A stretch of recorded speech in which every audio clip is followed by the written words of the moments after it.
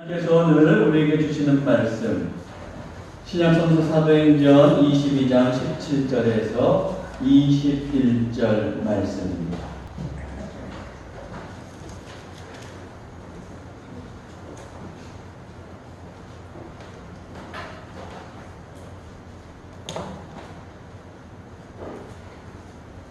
우리 계신 말씀을 한 절씩 교독하겠습니다. 후에 내가 예루살렘으로 돌아와서 성전에서 기도할 때에 황홀한 중에 주께서 내게 말씀하시되 속히 예루살렘에서 나가라. 그들은 내게 말을 듣지 않는다 하시거늘 내가 말하기를 주님 내가 주를 믿는 사람들을 가두고 또 각 회당에서 때리고 또 주의 증인 스데반이 피를 흘릴 때 내가 곁에 서서 찬성하고 그 죽이는 사람들의 옷을 지킨 줄 그들로 다같이 나더러 또 이르시되 떠나가라. 내가 너를 멀리 이방인에게로 보내리라 하셨느니라. 아멘.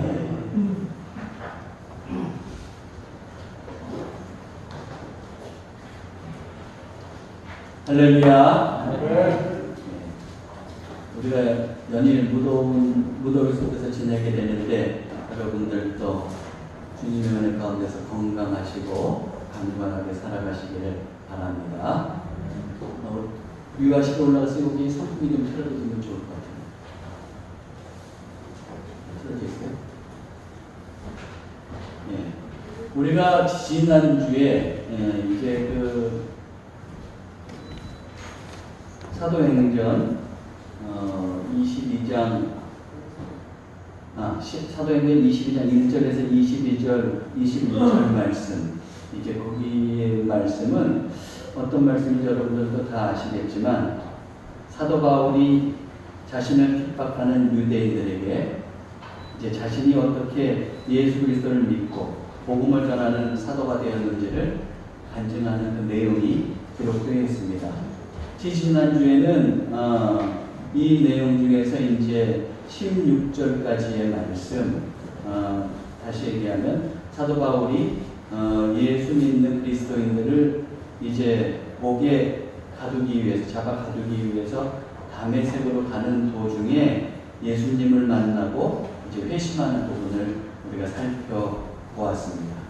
여러분, 그가 어떻게 사도 바울이 예수님을 만났습니까? 그는 유대인으로서 최고의 스승 밑에서 율법 교육을 받았던 사람입니다. 그가 해박한 율법 지식을 통해서 예수님을 만났습니까? 또 그는 이방 지역 다소라는 곳에서 자라났죠. 거기서 헬라 철학의 영향을 받았을 겁니다. 그러면 그가 자라면서 익혔던 그 헬라 철학을 통해서 예수님을 만났습니까? 아닙니다. 오히려 그런 지식들은 어떻습니까? 사도 바울이 예수님을 만나는데 방해가 될 뿐이었습니다. 그가 율법에 열심을 내면 낼수록 예수 그리스도를 핍박하는 그런 사람이 되었다는 것이 그 증거입니다.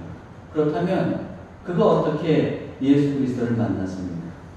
한마디로 얘기하면 그가 찾아서 만난 것이 아닙니다. 예수님께서 친히 찾아오셨어요. 그것도 그가 다메섹 도상에서 이제 그리스도인들을 핍박하려고 가는 도중에 예수님께서 그때 찾아오신 것이죠. 그리고 그 찾아오신 예수님을 비로소 사도 바울은 만날 수 있었던 겁니다.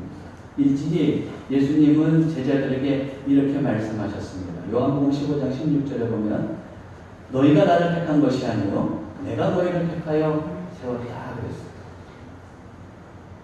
제자들이 예수님을 찾고 선택한 것이 아니라 예수님께서 선택하셨다는 말입니다. 오늘날 우리도 마찬가지입니다. 근본적으로 우리가 예수님을 만난 것은 우리의 노력으로 된 것이 아닙니다. 우리의 선택으로 된 것이 아닙니다.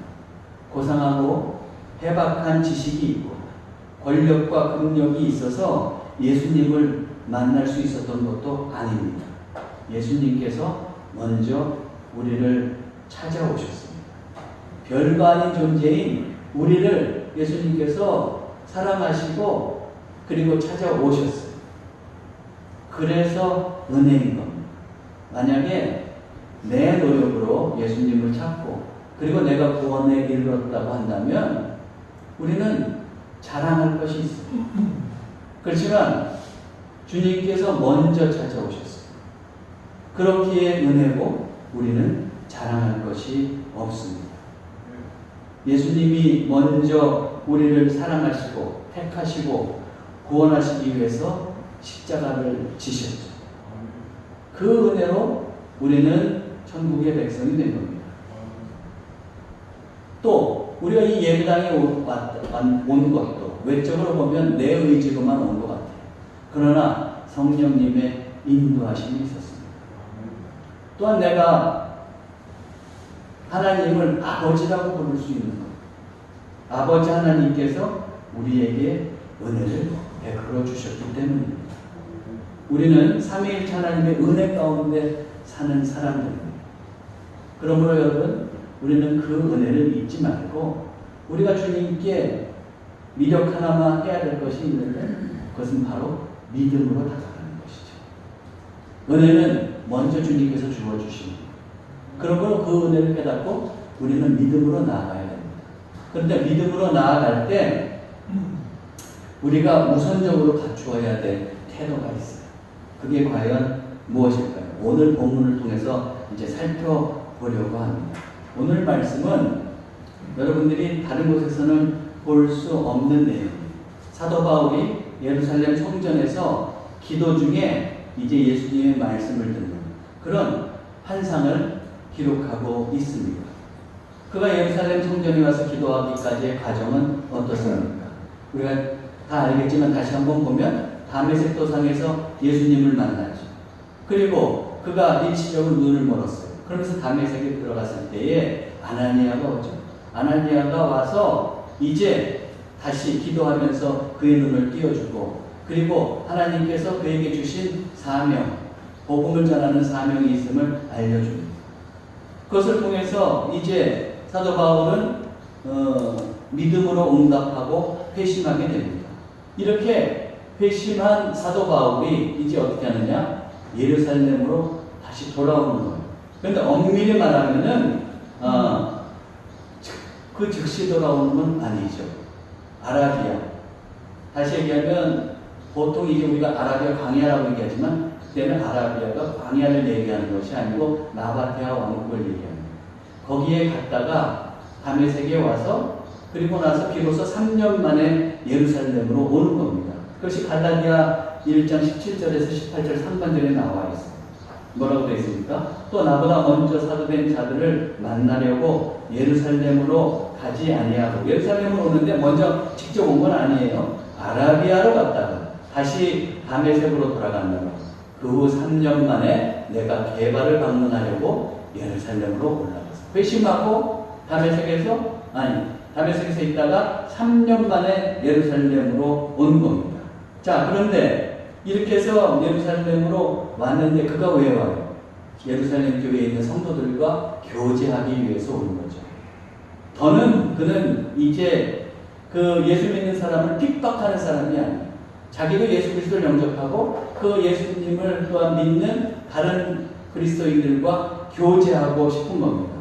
그래서 예루살렘에 왔는데 예루살렘 교회 성도들은 어떻습니까?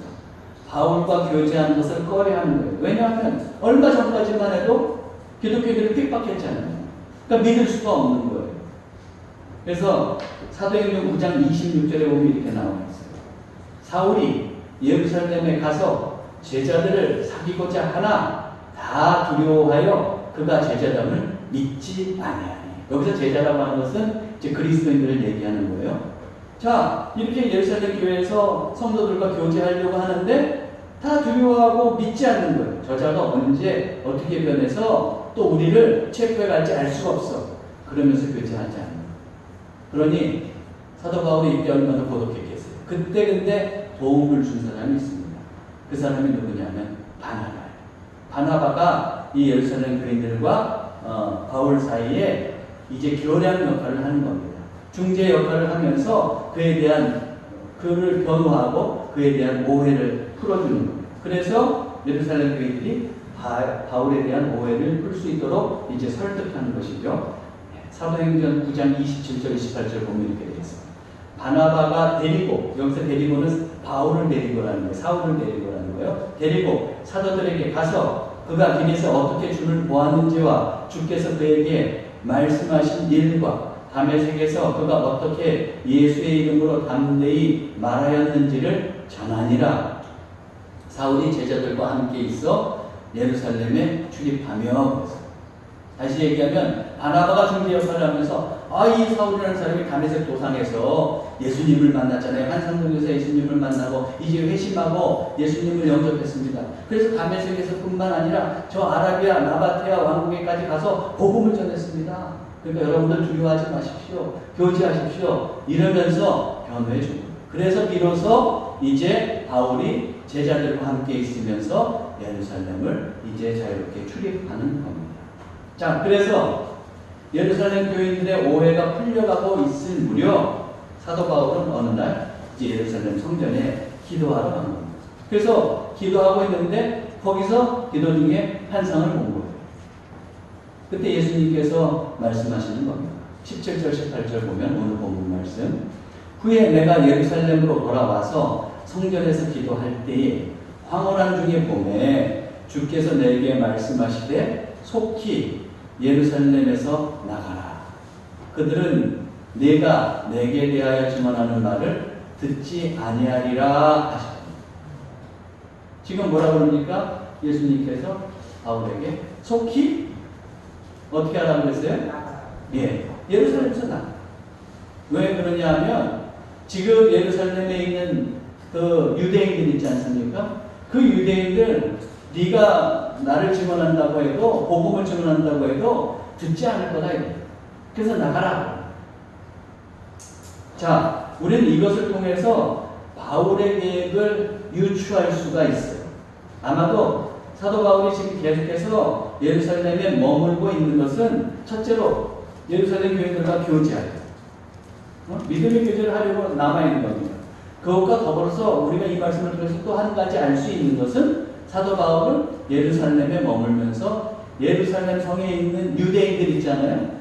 그 유대인들에게 복음을 전하고 싶은 거예요. 그래서 그런 계획을 세우고 있는데 기도 중에 환상을 봤는데 예수님께서 뭐라고 그러냐면 자기는 그렇게 계획을 하고 전하려고 하는데 빨리 속히 예루살렘에서 나가라. 이 사람들 너 말 안 들어. 나가라. 그러는 거예요. 그러니까 사도 바울이 이제 뭐라고 얘기하느냐. 19절 20절을 보세요. 내가 말하기를 주님 내가 주를 믿는 사람들을 가두고 또 각 회당에서 때리고 또 주의 증인 스데반이 피를 흘릴 때에 내가 곁에 서서 찬성하고 그 죽이는 사람들의 옷을 지킨 줄을 그들도 압니다. 유대인들이 뭘 안다는 거예요? 내가요? 예수님 믿는 사람들, 그리스도인들을 가두고 회당에서 때리고 또 어떻게 했습니까? 그 스데반이 그 순교할 때 그 핍박하는 사람들 옷을 내가 지키고 찬성하고 그러지 않았습니까? 그거를 다 유대인들이 알아요. 그 말이에요. 이 말을 왜 할까요? 즉 떠나라 그런데 이 말하고 있어요. 왜 이 말을 할까요? 그러니까 예수님 그 유대인들이 제가 예전에 얼마나 그 유대교에 열심히 걸 다 안다고요. 그러니까 내가 이렇게 다메섹 도장에서 회심했잖아요. 열심히 했다가 회심했잖아요. 그래서 참 믿음이 뭔지를 알았지 않습니까? 그걸 내가 같은 동족인 유대인들한테 얘기하면 복음이 더 효과적으로 전해질 겁니다. 그래서 남아서 여기서 지금 복음을 전하겠습니다. 이런 말이에요. 그래서 이 말을 하는 겁니다. 그랬더니 또 예수님께서 두 번째로 뭐라고 얘기하십니까? 이렇게 얘기하시는 21절에 보면 나더러 또 이르시되 떠나가라. 내가 너를 멀리 이방인에게로 보내리라 하셨느니라. 정리하면 예수님은 예루살렘을 떠나야 되는 이유에 대해서 두 가지로 말씀하신 거예요. 첫째는 뭐예요? 야, 네가 유대인들에게 복음을 전해도 유대인들은 듣지 않아? 이게 첫 번째. 두 번째는 뭐예요? 야, 내가 너를 유대인보다 이방인에게 복음을 전하는 사람으로 세울 거야. 보낼 거야. 그 이유 때문에 지금 예루살렘을 떠나가라고 합니다. 자, 우리는 여기서 예수님과 바울 사이에 생각의 차이가 있는 것을 볼 수가 있어요. 근데 어찌 보면 우리가 결론을 다 안 가는 거지만 어찌 보면 여기 이 상황까지만 보면 사도 바울의 생각이 그럴듯해요. 나하고 예전에 다 교류했던 사람이잖아요. 극도로 기독교를 싫어해서 자기가 앞장서서 핍박하는데 나섰었는데 그러면 그 유대인들이 자신을 어떻게 생각했겠어요? 더 신뢰했을 거 아니에요? 더 친근하게 느꼈을 거 아니에요? 그런 자가 변했기 때문에 내가 복음을 전하면 더 효과적으로 복음을 전할 수 있을 거다. 그런 생각할 수 있잖아요. 합리적으로 보인단 말이에요. 그러면 예수님은 자꾸 떠나라고 하시는 거거든요. 자, 이런 예수님의 말씀에 대해서 그러면은 사도 바울은 어떻게 반응해야 합니까? 어떻게 반응해야 돼요, 여러분? 예수님이 떠나가라 그러면 여러분들이 사도 바울의 입장이면 어떻게 해야 돼요? 네? 교과서적으로 얘기하면 믿음의 교과서 중에 예, 알겠습니다. 떠나야 되잖아요. 근데 여러분들이 만약 사도 바울의 입장을 생각해보세요. 내가 하면 좀 잘 될 것 같은데. 그러면은 사도 바울은 어떻게 반응했을까요? 자, 이제 보자고요. 어떻게 했는지. 사도행전 9장 28절 30절을 보면 그 다음에 내용이 나오는 거예요. 뭐라고 되어 있느냐? 사울이 제자들과 함께 있어 예루살렘에 출입하며 그렇게 출입했죠? 또 주 예수의 이름으로 담대히 말하고 주 예수의 이름으로 담대히 말했다는 건 뭐예요? 복음을 전했다는 거예요. 예루살렘에서 복음을 전했는데 어떻게 했느냐? 헬라파 유대인들과 함께 말하며 변론하니 그랬어요. 좋게 얘기해서 말하고 변론했다고 그러지만 헬라파 유대인들은 어떤 사람들이냐면은 예루살렘에 살지는 않아요. 예루살렘 이외의 지역에 사는 거예요. 헬라 지역에 사는 거예요. 그렇지만 그 유대인으로서 아주 유대교에 열심히 사는 거예요. 그래서 이 사람들은 명절 때만 되면 그렇게 예루살렘으로 몰려들곤 하는 사람들이거든요. 근데 이 사람들과 말하며 변론했다 이거예요. 한마디로 이렇게 좋게 얘기했지만 논쟁했다는 논쟁. 내가 믿는 예수가 참 예수입니다. 알고 보니까 나는 유대교의 율법이 최고인 줄 알았는데 그게 아니에요. 예수님이 저를 찾아오셨거든요. 참 진리가 어디 있느냐? 예수님 믿는 데 있습니다. 그 헬라파 유대인들은 뭐라고 저 사람 무슨 헛소리 하는 거야? 당신 무슨 말도 안 되는 소리에 아닙니다. 그러면서 서로의 경기 논쟁이 붙은 거예요. 변론하니 그랬더니 이제 어떻게 합니까? 그 헬라파 유대인들이 그 사람들이 죽이려고 힘쓰거나 바울의 말을 들었어요? 듣고 수긍했어요? 아니에요. 오히려 이 작자가 무슨 얘기하는 거예요? 죽이려고 하는 거예요. 여러분 보세요. 사도 바울이 내가 얘기하면 유대인들이 더 잘 받아줄 줄 알았는데 그러면서 이 말씀을 통해서 유추해 보니까 환상 중에 예수님께서 떠나라고 그랬는데 그걸 가볍게 여긴 거죠. 그리고 나가서 복음을 전하다가 어떻게 된 거예요? 오히려 죽을 뻔한 거죠. 그래서 이제 어떻게 하느냐? 믿음의 형제들, 그리스도인들이 어떻게 하냐면 이 모든 것을 알고 사정을 알고 급히 사도 바울을 가이사랴로 데리고 내려갔다. 예루살렘에서 가이사랴. 그리고 가이사랴에서 아마도 배 태워 보낸 거예요. 그래서 그 바울의 고향인 다소로 보내버려요. 왜? 죽으면 안 되니까. 그렇게 해서 다소로 피신시킨 거예요. 자, 여러분, 그러면 사도 바울이 이 위험한 상황을 겪고 고향으로 가면서 무슨 생각을 했겠습니까? 무엇보다도 주님의 말씀을 순종하는 것이 얼마나 중요한지 몸으로 깨달았어요. 그렇지. 주님께서 떠나라고 했을 때 내가 그걸 가볍게 여기지 말고 지체하지 말고 떠났어야 돼. 순종하는 것이 중요해요. 그러면서 아마 그때 이후로 그는 그 주님의 말씀에 삼위일체 하나님의 말씀에 순종하는 것이 얼마나 중요한지 아주 뼛속까지 깨달았을 겁니다. 사도 바울은 예수 그리스도를 영접하고 믿었습니다. 또 열심도 있었어요. 그러나 열심히 있었는데 순종하지 못했어요. 여기서 문제가 생기기 시작한 겁니다. 그러나 하나님은 무엇이 최선인지를 알고 계셨어요. 사도 바울이 예루살렘에 계속 있으면 유대인들 때문에 그에게 불리하고 위험한 그런 상황이 일어날 것을 다 아시고 바울을 피신시키시려고 궁극적으로 또 이방인의 사도가 되게 하기 위해서 예루살렘을 떠나라고 하신 겁니다. 이후 하나님은 사도 바울을 오랫동안 이제 그의 고향인 다소에 머물게 합니다. 그리고 이제 오랜 세월이 흐르고 바나바가 이방교회 안디옥 교회에 목회하러 간 적이 있죠. 우리가 사도행전을 쭉 봤을 때 봤잖아요. 거기 목회하러 갔을 때 거기서 바울과 동역하기 위해서 다소까지 가요. 바나바.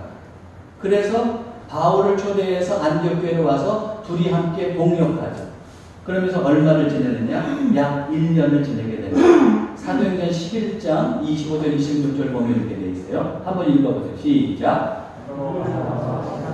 사지로 다소에 가서 만남에 안디옥에 데리고 와서 둘이 교회에 1년간 모여있어 큰 무리를 가르쳤고 제자들이 안디옥에서 비로소 그리스도인이라 일컬음을 받게 되었다. 1년간 동역하면서 아주 제자 훈련을 잘 시켰어요. 자, 이런 일이 있고 나서 사도 바울은 처음에 예루살렘 들리고 나서 14년 후에 예루살렘을 방문했다. 그렇게 자기가 얘기합니다. 갈라디아서 2장 1절에 보면 뭐라고 그러느냐? 14년 후에 내가 바나바와 함께 디도를 데리고 다시 예루살렘에 올라갔으니 왜 이때 올라갔느냐? 그 예루살렘 교회가 흉년으로 고생한다는 얘기를 들었거든요. 그래서 안디옥 교회에서 그 모금해준 돈을 가지고 이제 예루살렘 교회를 방문한 적이 있었어요. 이게 사도행전 11장 29절 30절에 나오죠. 제자들이 각각 그 힘대로 유대에 사는 형제들에게 부조를 보내기로 작정하고 이를 실행하여 바나바와 사울의 손으로 장로들에게 보내니라. 이렇게 해서 가는데 몇 년 만에 가게 된 거예요? 14년. 근데 안디옥 교회에서 몇 년 동역했죠? 제자 훈련 시켰죠? 1년. 그러면 이제 13년 동안을 어디에 있었던 거예요? 10년 이상을 하여튼 어디에 있었던 거예요? 다소에 있었어, 고향. 그럼 하나님께서 왜 사도 바울을 그 오랜 시간 동안 다소에 머물게 했냐면 이방인의 사도를 세워서 보내려고 빨리 보냈지. 아마 하나님의 계획은 이런 것이 있었을 거예요. 그곳에 있으면서 자기의 믿음을 더 단단히 하고 그래서 이방인의 사도로 믿음의 사람을 설 수 있는 그 시간적인 여유를 주는 거죠. 그동안에 그는 단단한 믿음의 사람으로 커가는 겁니다. 뿐만 아니라 만약에 13년 동안 흘렀다 그러면 이제 어떻게 돼요? 사도 바울을 예루살렘에 있던 유대인들은 다 알고 있어요. 열심히 기독교인들 핍박하고 가말리엘 문화에서 또 공부했기 때문에 다 알고 있단 말이에요. 근데 13년이나 흘렀어요. 그러면 그 유대인들의 뇌리에는 이제 어떻게 되겠습니까? 사도 바울에 대한 생각을 많이 잊어버렸을 거예요. 그의 얼굴도 가물가물해졌을지 몰라요. 그렇게 해서 잠잠하게 만드는 시간을 갖습니다. 그리고 나서 비로소 하나님께서 다시 바울을 들어서 쓰시기 시작하는 것이죠. 자, 이처럼 하나님의 생각은 인간의 얕은 생각을 초월합니다. 그래서 이사야 55장 8절에 뭐라고 그랬어요? 이는 내 생각이 너희의 생각과 다르며 내 길은 너희의 길과 다름이니라. 여호와의 말씀입니다. 하나님의 생각은 우리의 생각과 다르다. 다를 때가 있어요. 자, 그런데 하나님의 생각과 내 생각이 다르고 내 생각과 예수님의 생각이 다른 때가 있어요. 그러면 누가 옳아요? 하나님 생각이 옳죠. 전지전능하신 하나님께서 내가 아무리 표면적인 이 상황 속에서 최선이라고 생각해도 더 전지전능하신 하나님께서 나에게 가장 좋은 것이 무엇인지를 아시고 그리고 나에게 역사하세요.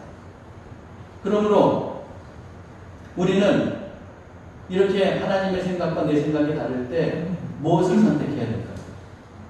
하나님의 생각을 선택해야죠. 순종해야 된다는 말이에요.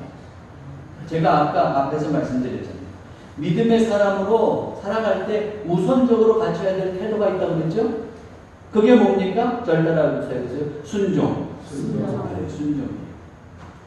삼위일체 하나님의 뜻에 순종하는 겁니다. 순종하고 열심히 믿음 생활을 감당할 때 우리는 하나님의 뜻을 이룰 수 있습니다. 그러나 우리는 하나님의 뜻을 외면하고 내 생각을 고집하고 또 내 생각을 하나님의 뜻으로 둔갑시키는 경우도 있어요. 그러면서 막 내 방식대로 살 때가 많이 있습니다.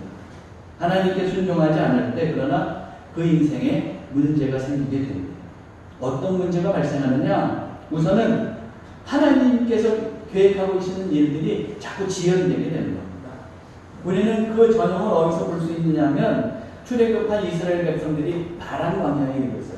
소위 가데스 바네아에 이르렀을 때 하나님께서 어떻게 하냐면 거기서 직통으로 올라가서 그 가나안 땅에 이스라엘 백성을 데려가려고 부르셨어요. 한 1년 정도가 지났을 때 애굽에서 나온 지. 그랬을 때 바로 직통으로 그 가나안 땅을 진입하게 하시려고 모세를 통해서 뭐라고 그러느냐, 야, 각 지파 중에 이제 대표자 한 사람씩 세워 그런 다음에 한번 정탐해봐라 불러서 올려보냈다. 그리고서는 12사람의 그 대표가 가서 정탐하고 왔는데 과연 그곳은 젖과 꿀이 흐르는 땅이었습니다. 그런데 이어서 이 12사람들이 보고를 하는데 부정적인 보고를 하는 거예요. 그 땅 주민은, 거주민은 아주 강하고 또 성읍은 견고하고 힘이 클 뿐더러 거기에는 아낙 자손의 거인들이 산다. 어때요? 거주민들은 강합니다. 거인입니다. 게다가 성읍은 아주 견고합니다. 그러니 우리가 들어가서 정복할 수 없다는 이 말을 듣는 순간 어땠습니까?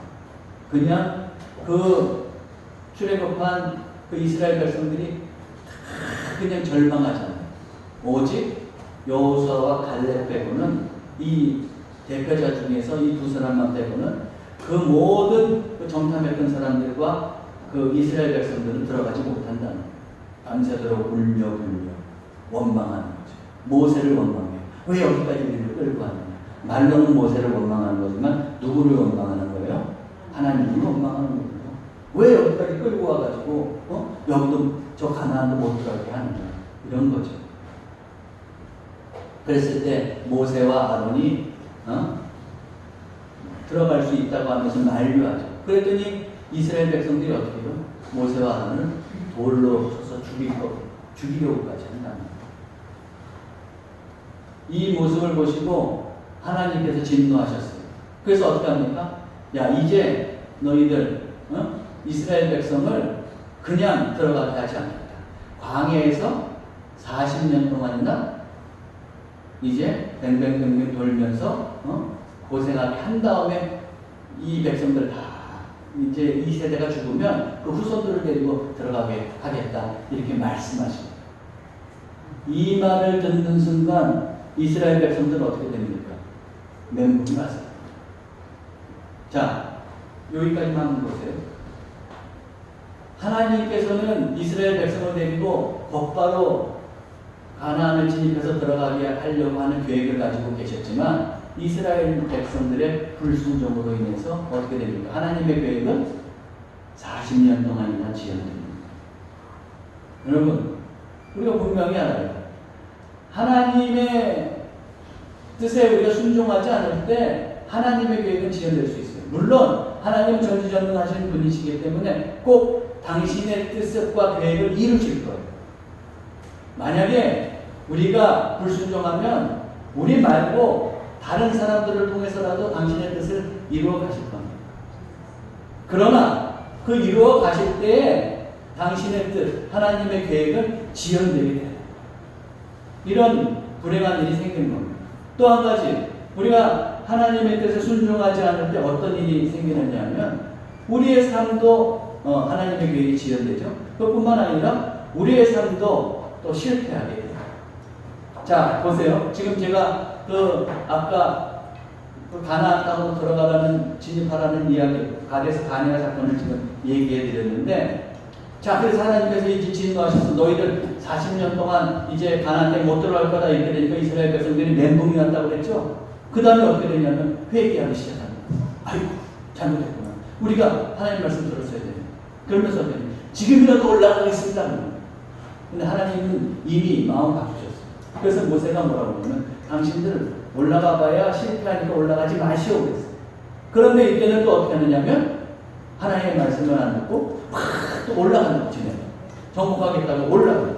그래서 또 어떤 일이 일어나요? 민수기 41절 보세요. 뭐라고 되어 있어요? 모세가 이르되 너희가 어찌하여 이제 여호와의 명령을 범하느냐? 이 일이 형통하지 못하리라 그랬죠. 근데 올라갔어요. 올라가고 나서 어떻게 됐습니까?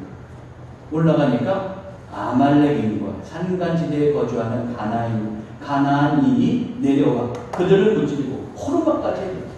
막 올라갔지만 그냥 가나안에 있었던 족속들이 그냥 이스라엘 백성을 쳐가지고 혼비백산에서 도망나요. 이들은 어때요? 순종해야 될 때는 순종하지 않고 하지 말라는 것도 또 하겠다고 해요. 계속 불순종의 연속이에요. 그로 인해서 어떻게 됩니까?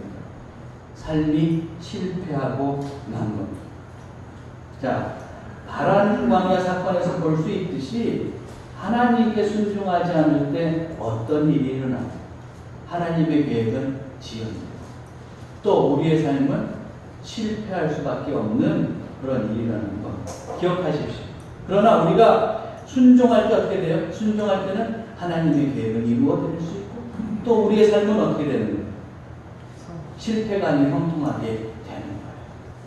그러므로 순종이 중요합니다. 사랑하는 성도 여러분, 순종하는 그리스도인들이 되시기 바랍니다. 예, 여러분, 우리 몇 주 전부터 찬양하고 있죠. 찬양하니까 어떠세요? 더 좋으세요? 네. 말씀이라도 그렇게 하십니까? 더 좋아요? 제가 말씀드렸지, 이 찬양하게 된 거. 뭐, 코로나도 있고 그래서 좀 꺼리고 있는데, 유 목사님이 강력하게 권면해 주셔가지고, 이제 찬양하기 시작했습니다. 근데 찬양하고 그 첫 주에 찬양하고 나니까, 신현웅 사모님께서 오셔가지고, 저한테 뭐라고 그러냐면, 아유, 목사님, 은혜 받았어요. 아유, 목사님께 찬양 잘하는데, 찬양 안 했으면 어떡할 뻔했대. 그렇게 말씀해 주시죠. 제가 그 말씀을 들으니까 신이 낫겠어요? 낫겠어요? 아이, 낫죠. 칭찬은 고래도 춤추게 만든다고요. 아이, 낫죠. 저는 간혹가다 이렇게 좀 부족하지만 찬양곡을 이렇게 작곡할 때가 있어요. 제가 신나가지고 저 혼자 그냥 듣고 너무 감동해서 신나가고 우리 집사람한테 불러줘요. 우리 집사람은 대범한 사람이에요. 들어도 아무 감흥이 없어요. 그럼 제가 속으로 제가 또 이렇게 섬세하고 아주 연약한 사람이거든. 그러면 저기 반응이 없으니까 어떻게 했어요? 표현은 안 하지만 마음으로 상처받죠. 저 여인은 어떻게 된 것이 다른 사람들은 다 칭찬하는데 엄지척 하나 안 해줄까? 그러지 못하잖아.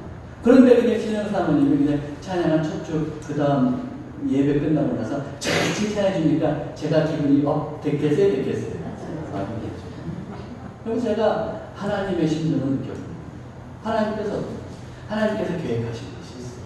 그런데 우리 믿는 사람들이 하나님 그 일 하시려고 저도 그 따라가요 그러면서 열심히 그냥 동조해주면 하나님께서 어떻게 생각하실까요? 하나님 기뻐하시지 않으시겠어요? 그럼 믿음으로 산다고 했을 때 그냥 뜨뜻미지근하게 살 게 아니에요. 열심으로 주님의 뜻을 따라갈 필요가 있어요. 물론 우리 연약합니다. 하나님 당신께서 하시는 일, 위대한 일, 꼭 우리가 아니어도 하나님께서 이루어 가실 거예요. 그렇지만 연약한 우리가 주님의 뜻을 응원하면서 따라간다고 할 때 열심을 낸다고 하면 얼마나 기뻐하시겠어요. 그러나 여러분 기억해야 돼요. 열심을 내야 되지만 그 열심은 하나님께 순종하는 열심입니다. 그렇지 않을 때 문제가 돼요. 여러분 세상에는 그 네 종류의 사람이 있다고 하잖아요. 지혜로우면서 부지런한 사람, 지혜로우면서 게으른 사람, 어리석으면서 부지런한 사람, 어리석으면서 게으른 사람. 네 종류의 사람이 있다고 해요. 그러면 이 네 종류의 사람 중에 어떤 사람이 최고의 지도자일까요? 지금 네 종류의 사람을 기억하기도 힘든데 누구냐고 이렇게 물어볼 수 있죠. 누군 것 같아요? 지혜로우면서 부지런한 사람일 것 같죠? 밑에 사람이 보기에는 지혜로우면서 게으른 사람이 낫대요. 왜냐하면 지혜로우면서 부지런하면 밑에 있는 사람들이 쫓아가려고 해도 너무 힘들어가지고 막 다 지친다는 거예요. 그러니까 어때요? 지혜로우면서 그냥 사람들 시키고 좀 게으름이 낫다는 거예요. 자, 그러면 여러분 제일 골치 아픈 사람이 누군지 아세요? 어리석으면서 부지런한 사람. 네? 어리석으면서 부지런한 사람이면 어떻게 해요? 어리석으면서 좀 게으르면 일이라도 안 하잖아요. 근데 어리석은데 뭐든지 열심히 해. 그럼 하는 일들마다 어떻게 되는 거예요? 실패하는 거잖아요. 그렇죠? 여러분, 마찬가지에 우리가 믿는 사람은 주님의 일에 내가 열심히 해야지. 열심히 하려고 그러는데 하나님의 뜻을 분별하고 순종하지 않고 내 맘대로 열심히 해. 그러면 어떻게 되겠어요? 하나님의 일을 이룰 수가 없죠. 그런 의미에서 볼 때 우리는 어때요? 하나님께 믿음의 사람으로서 하나님께 순종하면서 열심을 다할 필요가 있다는 말이에요. 그러면 여러분 꼭 기억하세요. 열심보다 뭐가 먼저예요? 순종이 먼저예요.